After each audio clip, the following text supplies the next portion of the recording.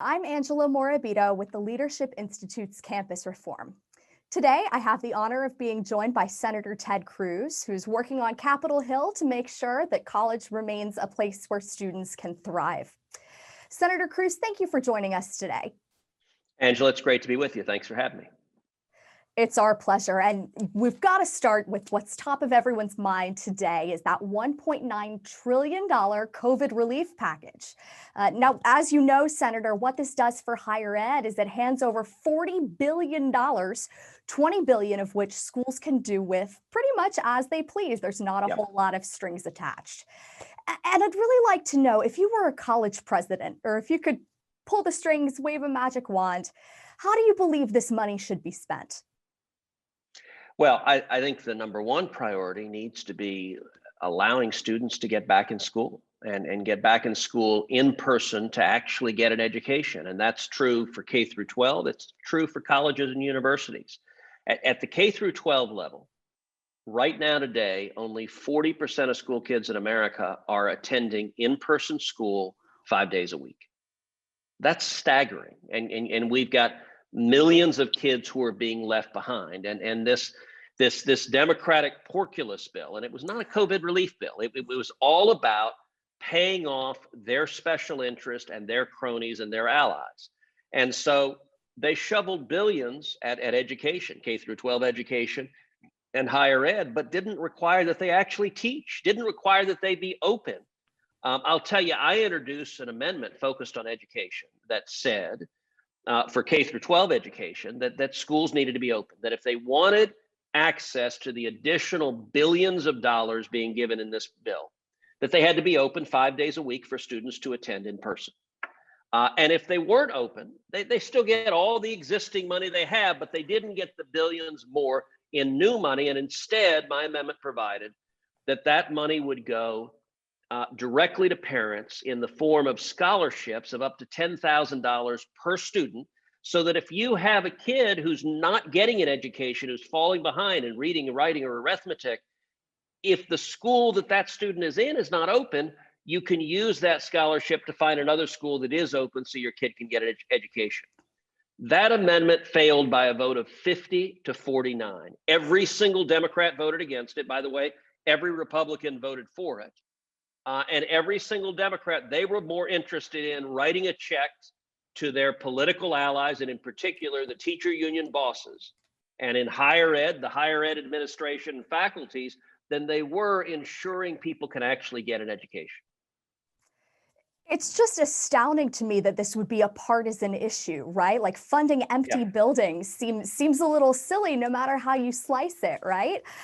So when we talk about, as you mentioned, family finances, as families try to navigate this pandemic, I noticed another thing in this, relief bill that's really a gigantic Democratic giveaway, but I digress. Another thing that I noticed is that there's a provision in there that says any student loan forgiveness from right now through 2026 would be tax-free. It wouldn't be taxed as income, even though it's this huge wealth transfer. What do you make of that? Are the Democrats kind of showing off their playbook here? Well, I think they are. And when you look at student loan forgiveness, the party of Santa Claus, it is always popular giving away free stuff. And they don't take into account all the people that are getting screwed when you do that. Listen, I'm someone who had student loans. I had a lot of student loans. When I was in high school, my parents were small business owners. I grew up in Houston, went to Second Baptist High School, a small Christian school in Houston. And when I was in high school, my parents went bankrupt. It was the mid 80s and oil prices were collapsing and we lost our whole business. Had to lay off every employee. We lost our home. We lost everything we had. So when I went to college, my parents were in the middle of bankruptcy. They couldn't help pay for school. And so I took a lot of student loans. I had 2 jobs that I worked at to try to help pay my way through school. And I took a lot of student loans. And when I came out of college and grad school, I had about $100,000 in student loans that I was paying. And for the next 20 years, I paid those student loans. It was a little more than 10 years ago that I finally paid off my student loans. I don't owe them anymore, but I paid them off, every penny of it, and the interest I owed. I'm grateful for those loans. They enabled me to access an education that I couldn't otherwise afford because my parents didn't have the resources to help me. What the Democrats want to do is remove the free market incentive. By the way, look, if you got to pay off your student loan, you also have an incentive to study something that will enable you to get a job, that will enable you actually to do something productive. Part of the reason I was able to pay my loans off is that I went and got a degree where I could get a job and earn an income, and I could pay them off. If I had studied underwater basket weaving and gotten a PhD in underwater basket weaving, that might have been wonderful for developing the flower of my intellectual fulfillment, but it doesn't produce a paycheck. And if you want to do that, that's great. But why should the rest of America have to subsidize you and pay for you doing it for free? And you know, student loan forgiveness, although it sounds great when you're paying your loans, is wildly unfair to the people who worked hard for years to pay off their own loans. And it's wildly unfair to a lot of the folks in our country who didn't end up going to college at all, who are out there working or working their fingers to the bone. Many of them are less wealthy. So it is a wealth transfer from relatively rich, poorer people to relatively richer people. That doesn't make any sense, but that's consistent with a lot of the things the Democrats want to do, because they think that they will buy votes, that young people whose loans are forgiven will say, great, I want to vote Democrat. And that's all this is about. If you look at the Democratic agenda, buying votes and locking in power is their number one priority. And this issue of fairness about student loan forgiveness, it's something we hear all the time from our campus reform correspondents. Quite a few of them actually come to us and say that they could have gone to a private school, could have gone out of state, they had a dream school in mind, but instead they probably, stayed somewhere closer to home. They maybe chose to study a different program so that they could make good on those loan obligations. Yeah. Is there any talk in the Senate right now amongst your colleagues about perhaps treating those people fairly? If loan forgiveness comes to pass, is anyone concerned about students who made their financial choices differently so that they could fulfill those loan obligations? So I've heard no concern from Democrats about this. And I think there are a couple of ways they may proceed. They may proceed legislatively. And if the $1.9 trillion porculus bill is any example of what they're going to do, then they will do it on a strict party line vote with only Democrats and not talking to Republicans. One of the things that's worth stepping back and pausing for a second, it would have been very simple to pass bipartisan COVID relief legislation. You think about it, last year when Republicans had the majority in the Senate, we passed bipartisan COVID relief legislation 5 times. So this is not theoretical. Republicans rolled up our sleeves, worked with Democrats, and if you'd come together on a bill that focused on vaccine development, distributing vaccines, helping small businesses that are struggling, helping families that are struggling, reopening schools, we should have been able to get a bill that got 100 votes in the Senate. The Democrats made a decision. They didn't want that. They didn't want a single Republican vote. They didn't get a single Republican vote in the Senate or in the House. Instead, they went with a hard partisan bill. It bailed out big blue states like California, New York, and Illinois. It was paying off their cronies. It didn't reopen the schools at all. And, to give you an example of some of the extreme provisions, so I introduced an amendment along with Bill Cassidy that said that the $1,400 stimulus checks shouldn't go to criminals who are currently in prison. Every single Democrat voted against that. That failed 50 to 49, which means right now there are murderers, there are rapists, there are child molesters currently incarcerated who are about to get a $1,400 check from the American taxpayers.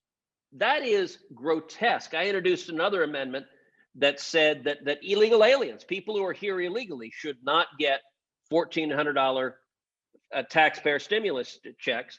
Again, every Democrat voted no. There are millions of illegal immigrants about to get $1,400 checks. So it was a radical, extreme, partisan bill. By the way, every single Democrat was the deciding vote. If even one Democrat had switched their position, those amendments would have passed. On student loan forgiveness, when the Democrats move forward on it, I expect the same sort of dog and pony show. I expect it to be a pure partisan vote where they won't talk to Republicans. They're not interested in fairness. It will be an exercise of brute power, with the caveat that there are extreme voices in the administration that are pushing the administration just to do it unilaterally, to do it by executive order or regulation. It's not remotely clear that would be legal, but this the hard left group is not terribly concerned with legality or being consistent with the Constitution. And Senator, this partisanship you're describing, it flies in the face of logic. You know, you have people voting against your common sense amendments. Yeah. And this sort of culture of division is so pervasive on college campuses. And I think there's a great case to be made that cancel culture actually started there. Yes. So when we talk about students on campus, you know, so much has been made of the impact of cancel culture on society. You know, we can have Cardi B, but we can't have Dr. Seuss. The priorities just see, hey, I'm a fan of both. The priorities just seem a little off, right? So I'm concerned about the impact that this is actually having on the quality of students' education. Yeah. Do you think this has any sort of impact on free speech? Is there self-censorship going on? What should students be looking out for? Yeah, look, I think there's enormous self-censorship going on. The hard left, they put the total in totalitarian. I mean, they are statists. They are the party of government power. By the way, this is something that all the students watching this, for young people, what young person in your right mind would want the government controlling what you say, what you think, what you believe, what you do, how you worship, how you pray, how you live? Liberty is a powerful value. Liberty, you ought to be in charge of what you say, what you think, how you worship, what you study, what you do. You ought to be in charge of your life. And you look at the left, they are the party of government. They are the party of forced orthodoxy. And when it comes to speech on campuses, they are the party that is silencing, that is suppressing, that is punishing anyone who dares disagree. You know, I was talking a number of months ago with the CEO of YouTube, who was sitting here in my office in DC. And I was at the time talking to her about Steven Crowder. Steven Crowder, you may know, is a comedian, radio host. He's on YouTube. He's a good friend and very funny, sometimes profane, but very funny. And he's on the libertarian side of things. And YouTube had made the decision to demonetize Steven Crowder. And they did so. They actually admitted he didn't violate any of their policies. Everything he did was consistent with their policies.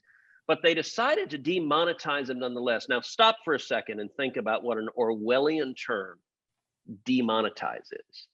We're simply going to shut off all your revenue. What the CEO said is, she said, well, look, I was being pressed by people from the left to ban him altogether. And you should be really grateful that I didn't ban him totally. I just demonetized him. And I made the point to her, I said, you need to understand, it's only one side that is asking for the censorship. I'm not sitting here asking you to censor Bernie Sanders or AOC or any other socialist. Frankly, I want them to talk more because their ideas don't work. They're dumb. And I believe in free speech. The best way, you know, John Stuart Mill said the best way to counter bad speech is more speech. It is the left that wants to silence anyone who disagrees because they know their ideas can't withstand scrutiny. And when you see a censor, you see someone who's scared. You see someone who is scared of facts, scared of evidence, scared of dissent. Look, in the world of climate change, they brand anyone who disagrees with their mandated outcome as a denier. Now, pause for a second and notice that is not the language of science. That is the language of religion. Denier is saying you're a heretic, burn the witch, ban the heretic. It is a confession of weakness. And so, listen, I understand that colleges and universities have gotten much less receptive to free speech. Colleges and universities have always been left-wing. You know, Churchill famously said, if you're 20 and not a liberal, you have no heart. And if you're 40 and not a conservative, you have no brain. And for the conservatives who are listening to this, you guys acquired your brains early. Congratulations. But what has changed is the viciousness with which the left wants to stifle dissent. And what I would encourage everyone to do is defend liberty, because liberty is such a powerful, contagious, compelling value and theme in our lives, but do so with a smile. Be a happy warrior. You know, the left right now, they are shrill, they are angry, they will scream at you, and just laugh at them. Just laugh and smile and don't respond in kind. But respond with joy, and I think that's a compelling contrast. That's good advice for anyone, no matter if it's a political fight or if it's any challenge. I think that's advice we can all take to heart. Sure. And when you talk about the left being totalitarian, that they demand compliance, one of those issues where we're seeing that develop now on college campuses is actually the issue of transgender athletes. There's this huge debate, as I'm sure you know, about whether or not transgender athletes should be allowed to compete in women's sports. Yep. And in one corner, we have Title IX saying one thing, you have woke college campuses saying another. Senator, where do you fall on this issue? And could you tell us why? So I believe in the radical proposition that girls' sports should be for girls. And the crazy left, there's a hierarchy of values, of victimization, and the more victimized you are, the more you trump everyone else. And so if you look at the left, so actually during the Porculus debate, we had an amendment that said that biological males should not be allowed to compete in girls' sports or women's sports. Every single Democrat voted against it, 100%. There's not, you know, the media likes to talk about so-called moderate Democrats. They don't exist anymore. I have two daughters. It is not fair for my girls. Look, women's sports, the growth of women's sports and girls' sports and Title IX has been fantastic. It's been fantastic in colleges and universities. It's been fantastic in grade school and all the way up to high school in terms of empowering girls, giving them outlets and endeavors to be competitive and develop skills and discipline and all the benefits of athletics Title IX has produced for girls and for women. This threatens to decimate that. You look in Connecticut, high school track, where I think it was 3 different biological males just obliterated all the girls' track records. And you know, it is, the Democrats like to say they're the party of science. Well, listen, I believe in science. My parents are both mathematicians and computer programmers. Science matters and it is real. I'd like to ask these crazy leftists, all right, let's talk a science question. What is a Y chromosome? And just close your mouth and listen, because they can't, there are physiological differences between men and women. That didn't used to be a radical proposition. For most of the history of humanity, you would be looked at as a moron and imbecile if you did not know there are physiological differences between men and women. Now, does that mean every man is stronger than every woman? No, of course not. And there can be really strong women, there can be really weak men. There is a spectrum, but it is not disputed or disputable that men typically have greater body mass and greater physical strength than women, typically. And if you want to have women's sports, you need to have an arena where women can compete fairly. I ask you, how well do you think the WNBA would hold up if biological men were allowed to compete in the WNBA? And Shaquille O'Neal, I'm sorry, but even at his age today, there is not a woman alive who could cover Shaquille O'Neal. Now, I couldn't either. I mean, there are very few men alive that could cover Shaquille O'Neal. He's a massive mountain of a man. But this is ideology trumping science, trumping facts, trumping fairness. And it is because of their devotion to this radical ideology that and look, for fairness, I have no problem, by the way, if girls or women want to compete in men's sports. If there is a girl or woman who is competitive, if you have let's say we have a woman who wants to compete in the NBA, great. If she has the skill, I would love to compete in the NBA. I don't have the skills. I can't do that. But that is quite different, because you're not creating a situation where the physiological differences are unfair or imbalanced. And what what the radical left is doing is really posing, I think, a profound threat to girls' sports and to women's sports in school. And it just doesn't make any sense. I mean, as a matter of common sense, it's boys and girls are different, and that shouldn't be shocking to people. It's quite a statement coming from the side that tells us trust the science, believe in science, and then you talk about medical science and they say, no, not like that. It's a little bit of cognitive dissonance there, right?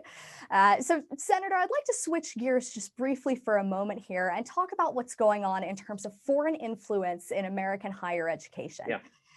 During the Trump administration, there were more than a dozen schools that came under investigation for allegedly failing to report their foreign financial ties. And I understand you're working on legislation that would combat this. Can you tell us what that would entail? Well, sure. There is a big problem in particular with China. And the Chinese Communist government has a systematic practice of, number one, engaging in intellectual property on a global level. You know, intellectual property theft has always been a problem. Corporate espionage has been a problem. We've never seen a nation state with trillions of dollars of GDP to put behind it. The Chinese Communist government also engages in propaganda on a global level. So, for example, at colleges and universities throughout the United States, there are Confucius Institutes. Now, Confucius Institutes are controlled and paid for by the Chinese Communist government. It is the Chinese government that dictates what they say. They are hubs of espionage. They send spies over to campuses through Confucius Institutes, and they're hubs of propaganda. So Confucius Institute, for example, they pitch to colleges and universities, hey, we'll help you teach Chinese language. And look, learning Chinese language can be a really useful skill. There's no doubt China is a major player in the world, and knowing the language is valuable. Certainly. But Confucius Institutes, the reason the Chinese government is paying for them is not to teach the language.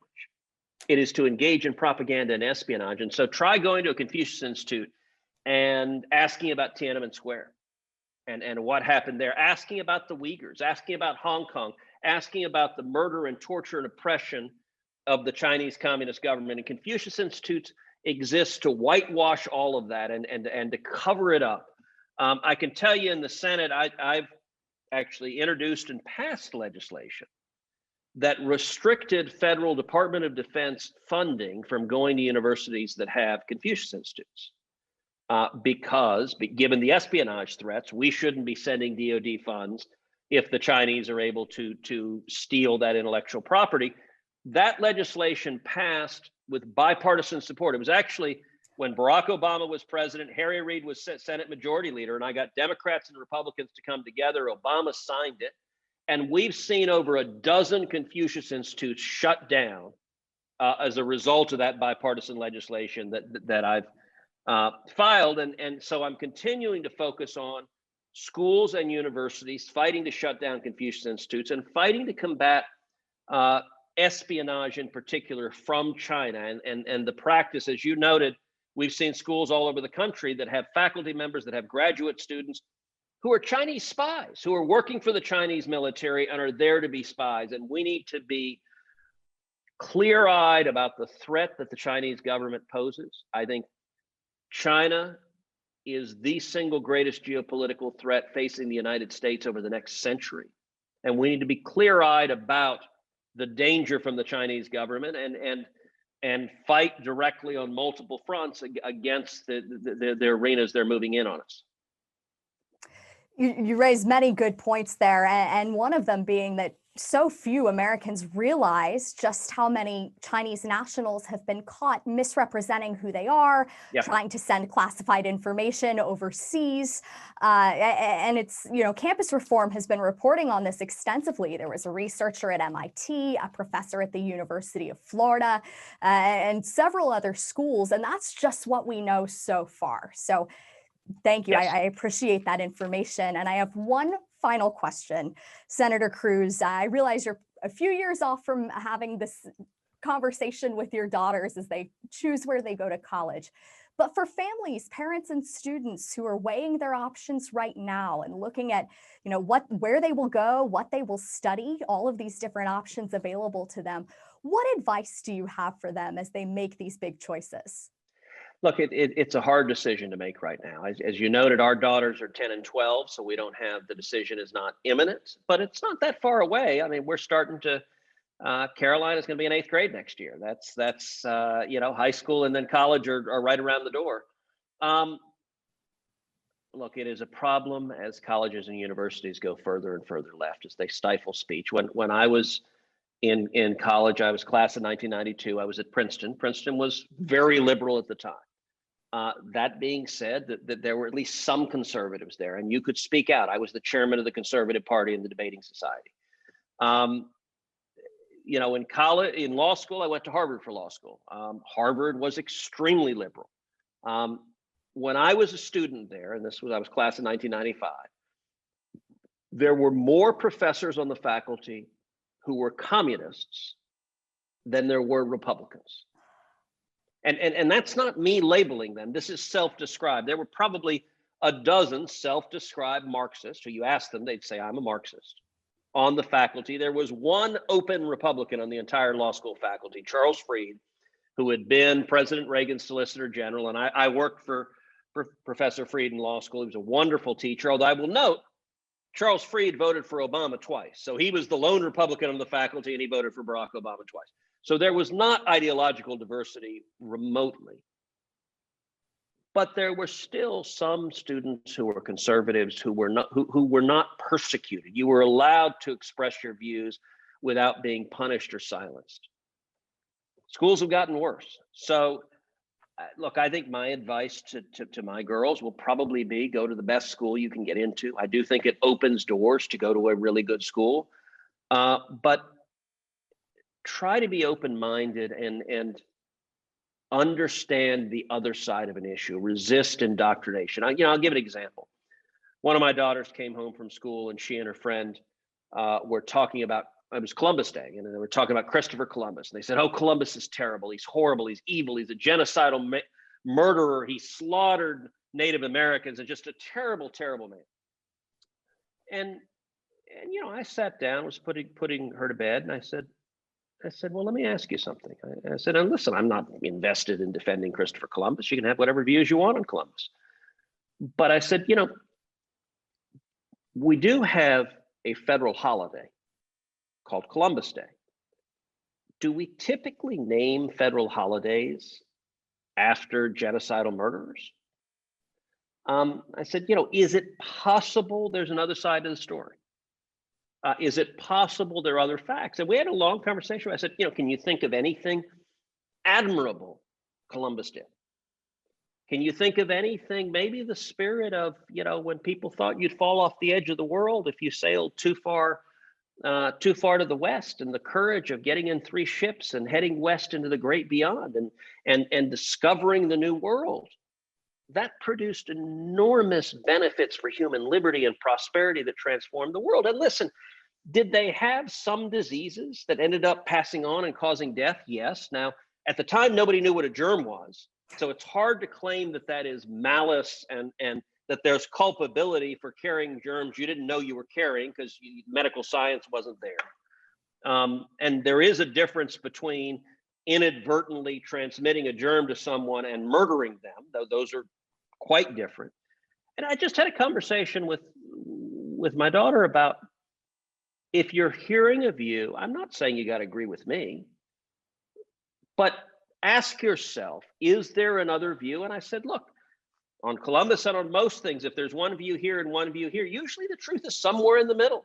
I'm not arguing the guy is an infallible saint, but he also wasn't Adolf Hitler. And there's some things that he did were really admirable and impressive, and there may have been some things he did that were not impressive and not good.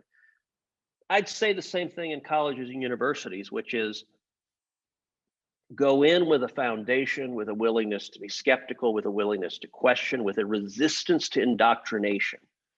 And as we said a minute ago, go in and be a happy warrior, know what you believe. Although when I say know what you believe, also have an open mind. Look, college should be about encountering new ideas. So you may change some of your views, but what I would say is don't change them because you've been indoctrinated.